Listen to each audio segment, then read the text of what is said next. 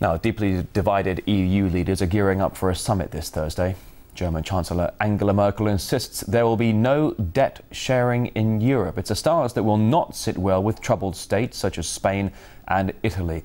For more on the disagreements in the EU ahead of the upcoming summit, I'm now joined by Johan van Overvelde, editor-in-chief of Trends magazine, live here on RT. Thanks for joining us today. As you all heard, Merkel facing increasing pressure from countries like Italy, Spain and France over her stand against debt sharing in the EU.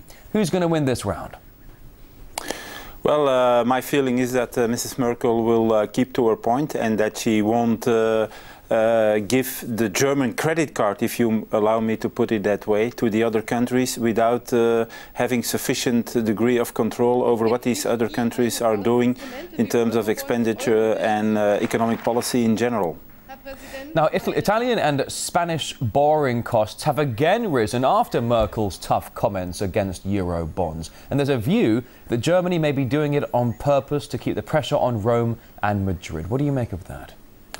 Well, maybe not directly in terms of trying to making the markets even more nervous, but it's quite clear that one of the basic elements that is present in the German attitude is that they fear that if the pressure on these countries to change their economic structure, to rein in their government expenditures and all the other structural things they need to do, if that pressure is lowered, they won't do anything. So it's a question about whether the glass is half full or half empty. The Germans are saying, first we need firm commitments, controllable commitments, irrevocable commitments, and then we can talk about solidarity and eventual German support for solidarity mechanisms and other types of interventions. Whereas the French and the Italians are saying, let's do it the other way around. First money and then first solidarity and then commitment. Well, as we know, there are several eurozone members that have been stumbling, that have needed bailouts. Certainly Germany is bearing the brunt as the EU's largest economy to prop up some of the stumbling members of the neighbourhood there. But the question is, how dangerous a position is Germany in? Shouldering the brunt of bailouts here, lifting up the eurozone economy. What happens if Germany's investments in these stumbling members goes down? Well, like Mrs. Merkel said a few weeks ago, even the German economy in itself is not strong enough to support all these burdens coming out of countries like Greece, Portugal, Ireland, small countries, but now we're talking much bigger game. We're talking about Spain and Italy.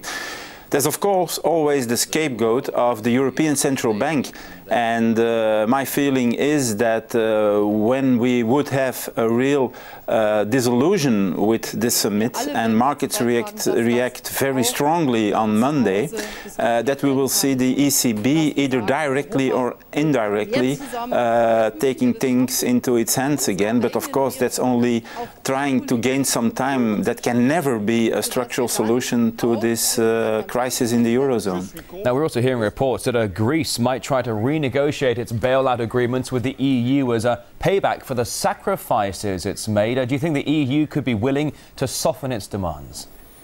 Well, I think it's pretty sure that the Greeks want really a renegotiation, and it's a kind of Machiavellian play that is being played here, because the Greeks perfectly know that the rest of Europe is very afraid of an exit of Greece and all the potential chaos that can come with that.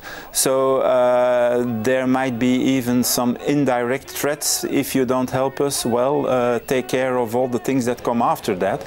So we will certainly see a renegotiation on the Greek bailout package, and it has already been pointed out by several European officials that the way to go about this is to insist on structural reforms in the Greek economy and then to be more lenient in terms of their budget objectives and the savings they need to do to achieve those objectives.